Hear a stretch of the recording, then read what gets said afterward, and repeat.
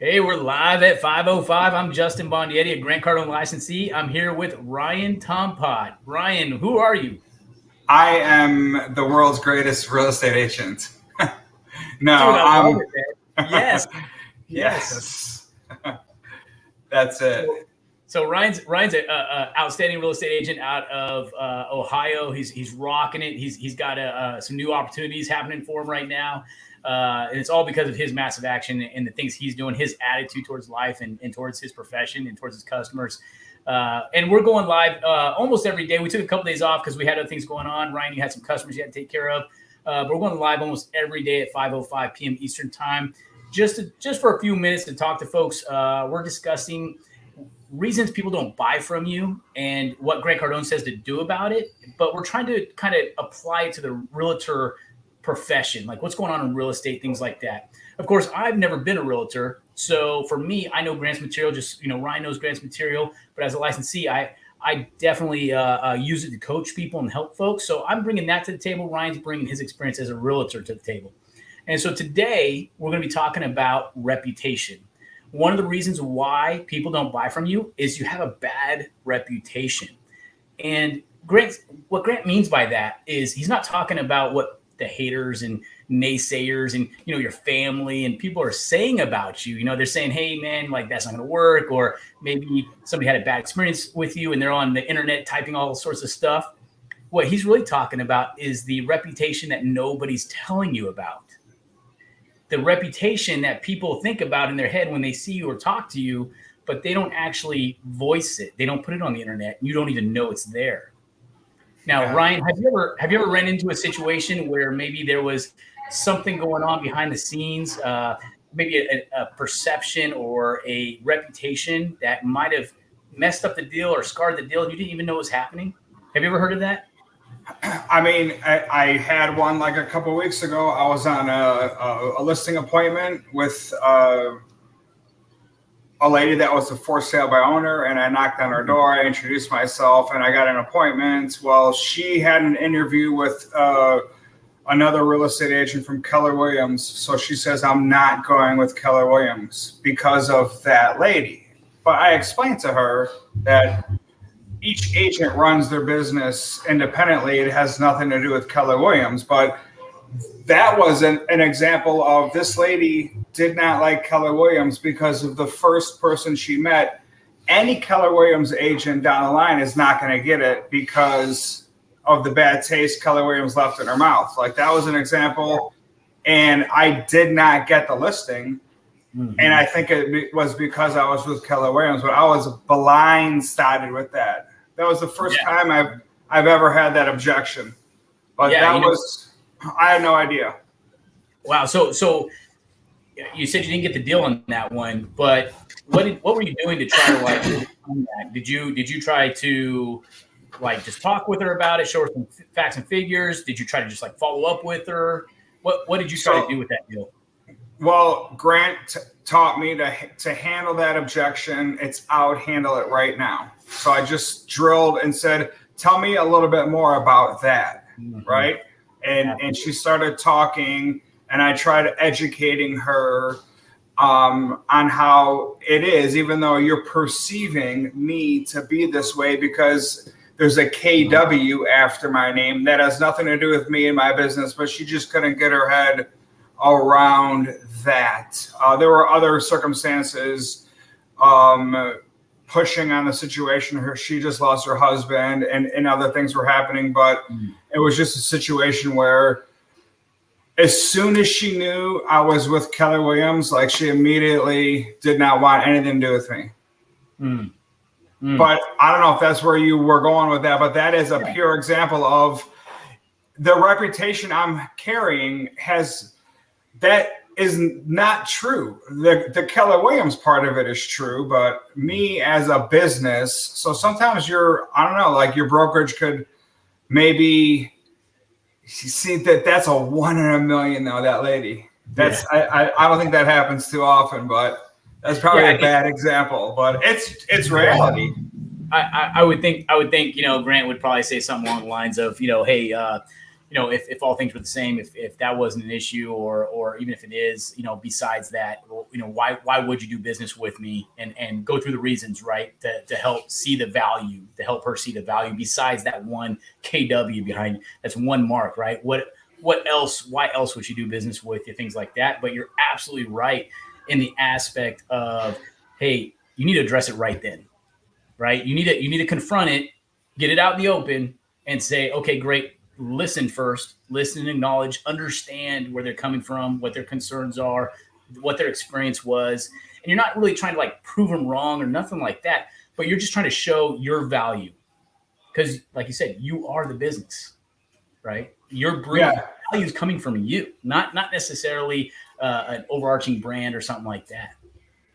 No, it's how I treat my clients and take care of my customers that I genuinely care about helping them solve their problem.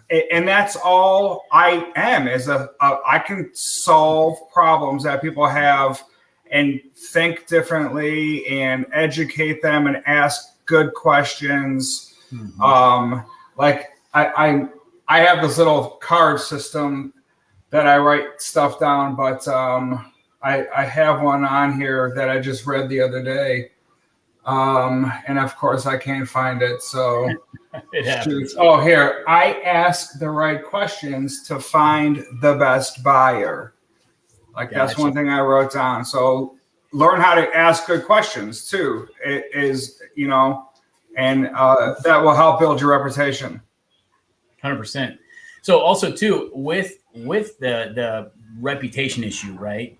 And overcoming it, not only can you confront it right then and there and try to really understand the situation and show your value, but it's also, Grant talks about, you need to be constant. You need to be there for the long haul, right? So the follow-up is huge in building that reputation and showing how you're different than that past previous experience, or that reputation that somebody might have read about on the internet or something and has no real personal connection to them, right? Because for example, if I read something about you on the internet and I'm like, oh man, that one person, right, says that they had a bad experience, whatever it was. But I know you, I get to know you, and I'm like, man, you're a really good guy. Like, I don't even remember that one thing I read on the internet like a couple months ago, right? Like, I'm thinking about our interactions right now, how you're treating me. And so that's what Grant says. One of the ways to overcome is to stay frequent, stay in the follow-up with that person, because they probably will make a decision pretty soon, and you need to be there first or last, right? As Grant says, you're going to be first. Yeah, absolutely. And then the other thing that Grant has taught me and we teach is that like, you are going to have haters and complaints, and you might have one or two bad remarks, and that's going to happen, but have 500 good remarks that are going to drown that one or two out, right? So that's your goal, is to just keep getting good.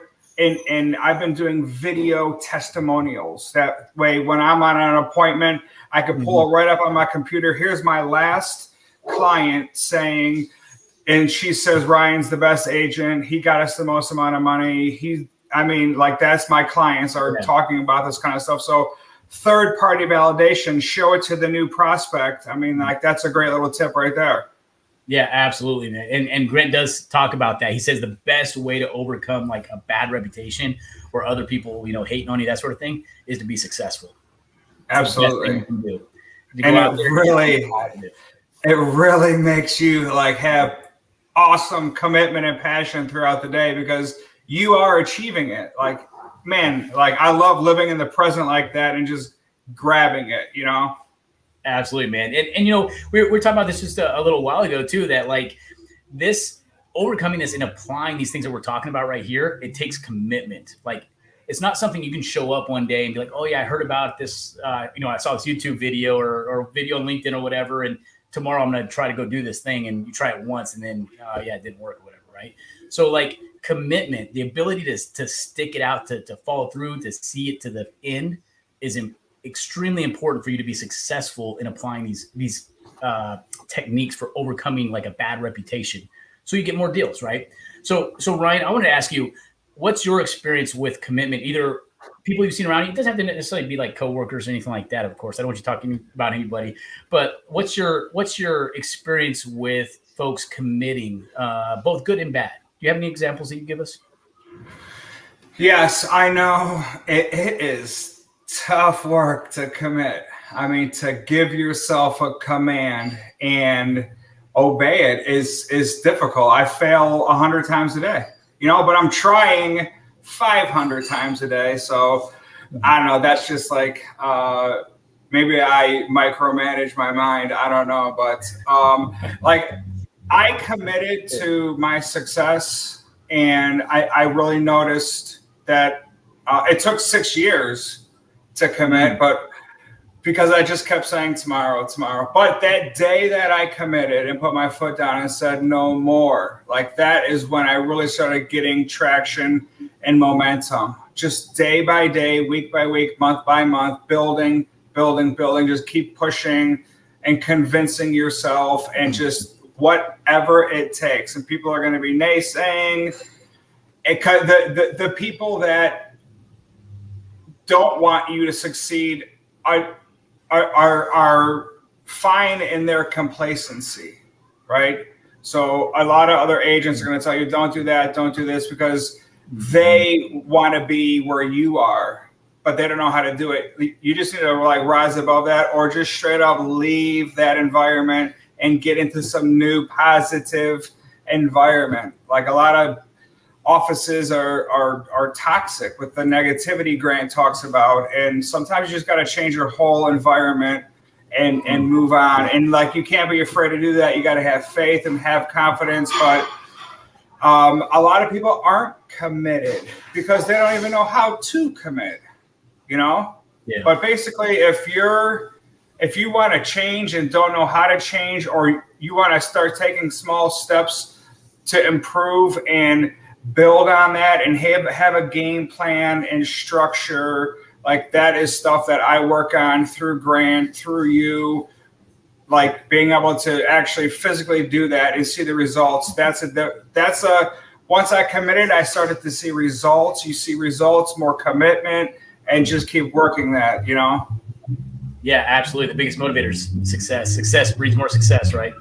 That's it. It's the truth. Yeah, absolutely. Absolutely. So we've been talking a lot about how to build up that confidence, and one of the ways to build up confidence and therefore also spur that commitment every day, because you got to commit every day. It can't be a one-time deal, right? Every day. But one of the things we've been talking about is one of the best ways to do that is to fill your pipeline, to get so many prospects and so many leads coming in that you don't have time to sit there and dwell on negative stuff. And you don't have the ability to not commit because you have appointments, you have things going on, like people are depending on you, right?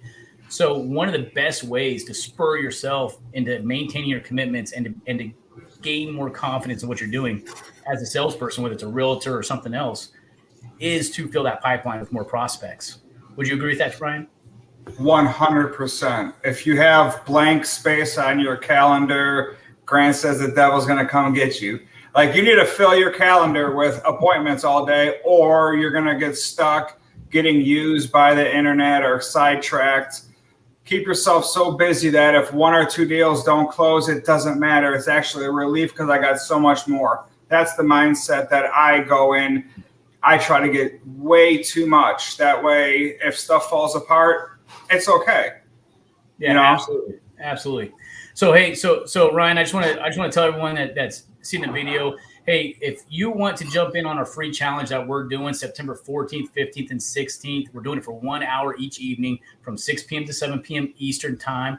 It's limited to, we can't take any more than 100, but we're going to be helping people personally develop their action plan and then taking action with blowing up their pipeline, just filling it as full as they can according to Grant's methodologies. So if you want in on that, if you want the free seat, just text YES to 410-357-6205. That's 410-357-6205. But besides that, Ryan, hey, give us a little preview. Give us your thoughts. Give us your perspective on blowing up your pipeline, and just kind of give us some tidbits of what we can expect. Okay, so one thing that really works is picking up the phone and calling people and having a script to say, whether it's family, friends, or whatever. I know I used to be scared to call these people because I would think they were going to say this or they were going to think that. It doesn't matter. Like, I'll help you get past that and get them on the phone and help you with what to say to them to start to build that relationship back, because these are warm leads that are people that will themselves or somebody will know will need your product, whatever it might be. So just breaking through the mental barrier of being able to push the button and make that call. Love it. Love it. Yeah, absolutely. So we're going to cover the phones. Hey, and I'm going to bring a little bit of an operational capability to the table here as far as planning and that sort of thing from my military background and my, I have background in lots of stuff. But essentially, we're going to start talking about how to target, how to control your area of operations and things like that. We're going to map it out. We're going to talk about how to get out of obscurity and get known. And using the phone is definitely number one of those ways to do it. You're going to be using that a lot. We're going to help you do it. We're going to role play. We're going to answer your questions. We're going to help you write out your scripts. And also, we're going to show you a ton of other ways to do it as well. Absolutely. And if you're able to, Justin, if you could add the link somewhere so people can just click that link and it'll get them right there to the sign up page. Absolutely free. That's a great idea, Ryan. Yeah, I'll throw it in the comments on the video so people can see it. Awesome. I appreciate that. And everybody just mark on your calendars, 1 hour could change your sales funnel tremendously with the value that we're going to bring. Yeah, man, it's September, but end of the year is coming. A lot of people, they get to Thanksgiving and then all of a sudden they come out in December and they're like, oh man, I got to hit my end of year numbers, or my revenue's not where I wanted it to be, that sort of thing. Right now is the time to be blowing up that pipeline so that revenue, when you come December, you come off of all fat and happy from Thanksgiving, you come back to work, you have so many appointments already waiting for you, and you're not sitting there going, man, I gotta find appointments, gotta find people right now, right? So now is the time to hit that. Absolutely. That's it. I'm pedal to the metal right now because everybody else is starting to relax. And man, that's me. It's go time. It's go time every day. It's go time every day. So love it. All right, man. Hey, thanks for being on, and I'll see you tomorrow live at 5:05. I'll be there. Thanks. Bye-bye. All right, bro.